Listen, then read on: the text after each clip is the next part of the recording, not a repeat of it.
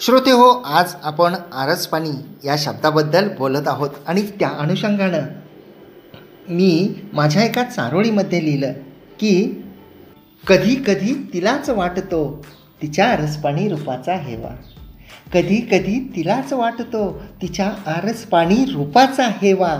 माझ्या डोळ्यात प्रतिबिंब निहाळताना, माझ्या डोळ्यात प्रतिबिंब निहाळताना गवसते तिला दरवेळी प्रेमाचा गाव नवा. गवसतो दरवेळी प्रेमाचा गाव नवा. माझ्या डोळ्यात प्रतिबिंब निहाळताना गवसतो तिला दरवेळी प्रेमाचा गाव नवा. प्रेमाचा गाव नवा. तर ही माझी एक चारोळी होती आणि मी माझ्या दुसऱ्या एका चारोळीमध्ये लिहिले की दैवाने तुझ्यासाठी चितारले सौंदर्याचे सारे आविष्कार. दैवाने तुझ्यासाठी चितारले सौंदर्याचे सारे आविष्कार. तू म्हणजे जणू सखे साक्षात. तू म्हणजे जणू सखे साक्षात. आरसपाणी शब्दांचा साक्षात्कार.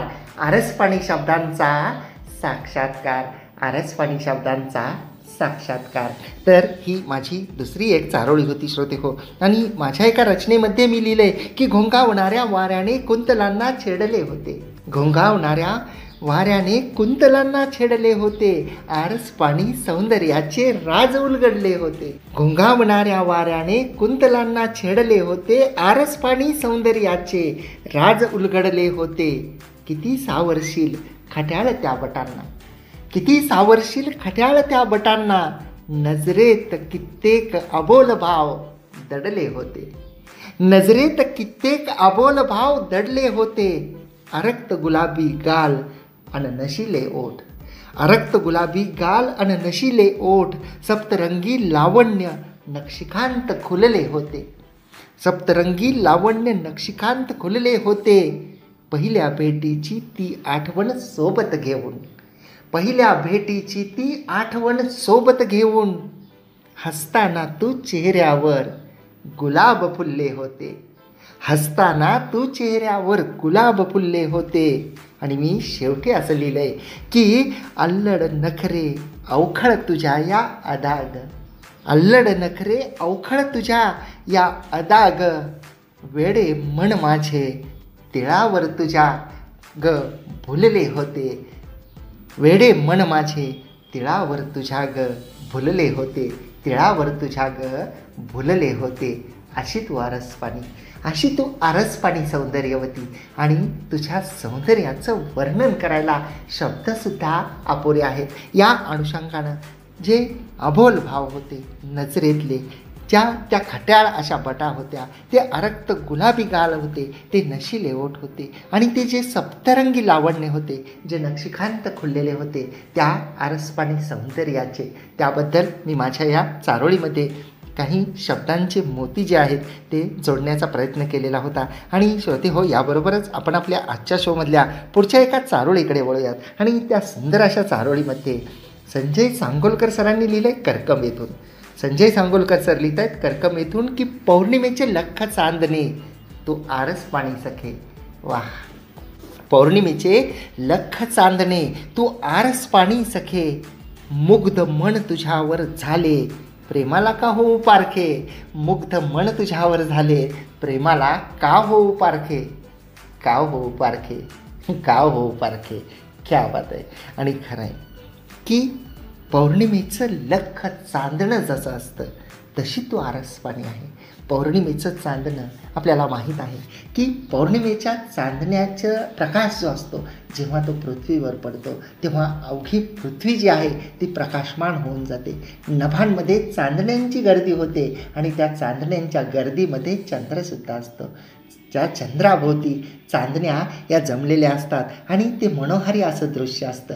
त्या चंद्राला, त्या चांदण्यांना आपण नेहमी लिहित असतो. आपले साहित्यिक मान्यवर जे आहेत ते लिहित असतात आणि त्या चंद्राशी, त्या चांदण्यांची आपल्या सखीशी तुलना ते करत असतात की कधी कधी त्या शीतल चांदण्यापेक्षा, त्या शीतल चंद्रापेक्षा सुद्धा आपली सखी आरसपाणी आहे असं आपल्याला वाटत असतं. आणि का वाटू नये, तिचं सौंदर्य असतंच तसं, नाही का. ज्याला सरांनी शब्दबद्ध केलेलं होतं आणि मुग्ध तुझ्यावर झालो, तुझं हे आरसपाणी रूप पाहून मी तुझ्यावर मुग्ध झालो, मग मी तुझ्या प्रेमाला पारखं का होऊ, असा प्रश्नच राणी विचारलेला आहे. कारण तुझं प्रेम हे मला हवंसं आहे.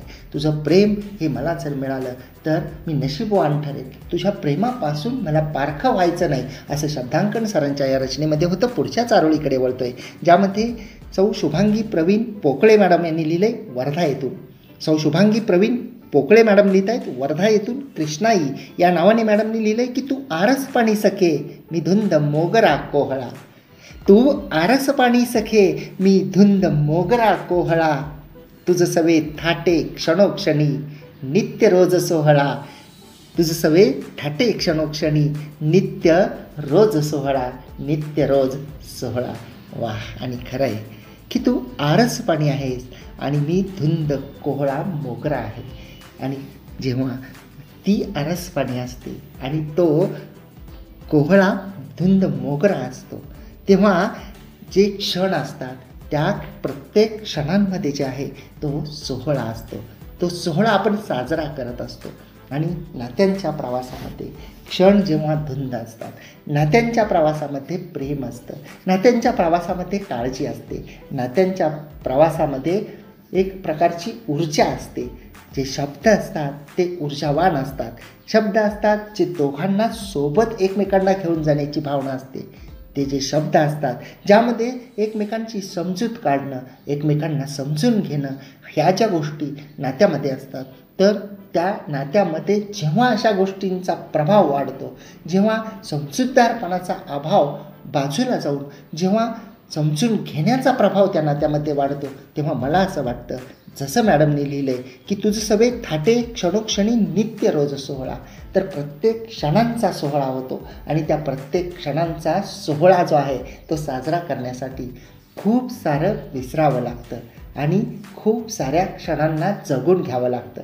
कारण आपल्या शोमध्ये मी नेहमी म्हणत असतो की आयुष्य हे क्षणभंगूर आहे आणि क्षणांचं आयुष्य असताना आपण कटू क्षणांना का उघडावं. क्षणांचं आयुष्य असताना आपण भूतकाळाची चिंता आणि भविष्याचे वेध घेण्याच्या नादामध्ये आपण या वर्तमानातल्या क्षणांना का गमवावं. खूप साऱ्या गोष्टी अशा असतात की ज्या विसरता येतात. खूप साऱ्या गोष्टी अशा असतात ज्याला दुर्लक्ष करता येतं. खूप साऱ्या गोष्टी अशा असतात ज्याला बाजूला सारून नकारात्मकतेकडून सकारात्मकतेकडे प्रवास करता येतो. परंतु या प्रवासाची जी सुरुवात आहे ती करणं खूप गरजेचं असते. ती कुणाकडून तरी होणं गरजेचं असतं आणि समोरचा करेल म्हणून आपण ते करत नाही. परंतु जेव्हा आपण एक पाऊल पुढं टाकतो तेव्हा समोरचे 4 पावलं पुढं टाकतो. आणि समजूतदारपणाच्या बाबतीमध्ये आजकालच्या नात्यामध्ये खूप साऱ्या गोष्टींची उणीव भासत आहे. अनेक सारे गैरसमज, अनेक सारे हट्ट, आशा, आकांक्षा आणि आपण जेव्हा आपल्या अँगलने विचार करतो तेव्हा आपल्याला दिसणारं हे जग वेगळं असतं. जेव्हा आपण इतरांच्या अँगलने विचार करतो तेव्हा त्या बाजूचं जग वेगळं असतं. आणि या विचारांच्या चक्रामध्ये क्षण जगायचे राहतात. क्षणांचे सोहळे करायचं राहून जातं नाही का. तर हे क्षणांचे सोहळे करणं हे खूप गरजेचं असतं आणि या क्षणांचे सोहळे आपण आपल्या आजच्या या शोमध्ये करत आहोत. जसं की आरसपाणी या शब्दाच्या अनुषंगानं. आणि मॅडमनी जसं लिहिलं आहे की तो आरसपाणी असताना आणि मी कोहळा मोगरा धुंद असताना प्रत्येक क्षणामध्ये रोज सोहळा होतो. आणि हा सोहळा करण्यासाठी फक्त गरज असते ते मधुर अशा शब्दांची आणि चेहऱ्यावरच्या हास्याची. कारण तुमचे मधुर शब्द आणि तुमच्या चेहऱ्यावरचं हास्य हे कोणाच्या तरी जीवन बदलू शकतं. ते कोणाला तरी जगण्याची नवी ऊर्जा देऊ शकतं. ते कोणाला तरी आव्हानांना सामोरे जाण्याची ताकद देऊ शकतं. म्हणून ऊर्जा बना, प्रेरणा बना, ताकद बना.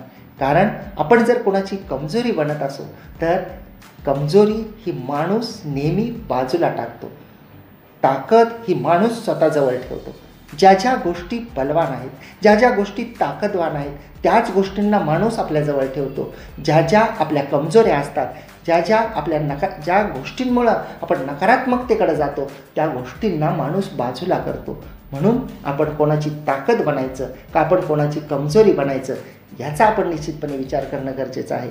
म्हणून मी म्हटलं आहे की बनायचंच असेल तर कोणाची तरी ताकद बना, कमजोरी बनू नका आणि बाजूला जाऊ नका, नाही का.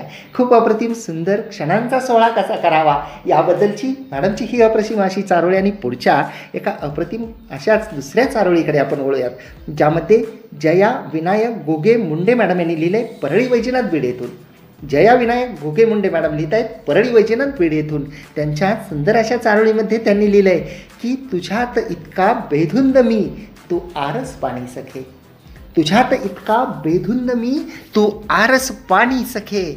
मिलनाची गाथा आपुली, मिलनाची गाथा आपुली झाले एकाकी पण पारखे. मिलनाची गाथा आपुली झाले एकाकी पण पारखे. झाले एकाकी पण पारखे, झाले एकाकी पण पारखे.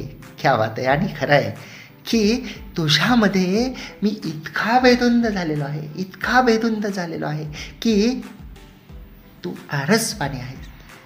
तुला पाहिल्यानंतर मी स्वतःला विसरून जातो. तुला पाहिल्यानंतर माझ्यातला थकवा निघून जातो. मला नव्याने जगावंसं वाटतं, प्रत्येक क्षणांमध्ये जगावंसं वाटतं. आणि आपल्या मिलनाची गाथा जर सांगायची असेल तर त्याबद्दल असं सांगता येईल की एकाकीपण हे पारखं झालं. कधी काळचा एकाकीपणा हा दूर निघून गेला आहे, कधी काळचा एकांत हा दूर निघून गेला आहे.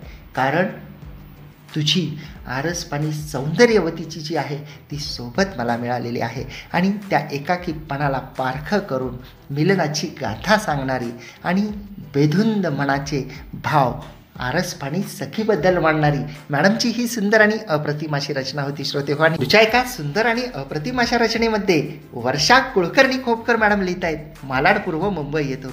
वर्षा कुलकर्णी खोपकर मॅडम यांनी मालाड पूर्व मुंबई येथून लिहिलं आहे की डोळ्यात तुझ्या लज्जेचा गहिवर, डोळ्यात तुझ्या लज्जेचा गहिवर गुलाब फुलती लासूस गालावर.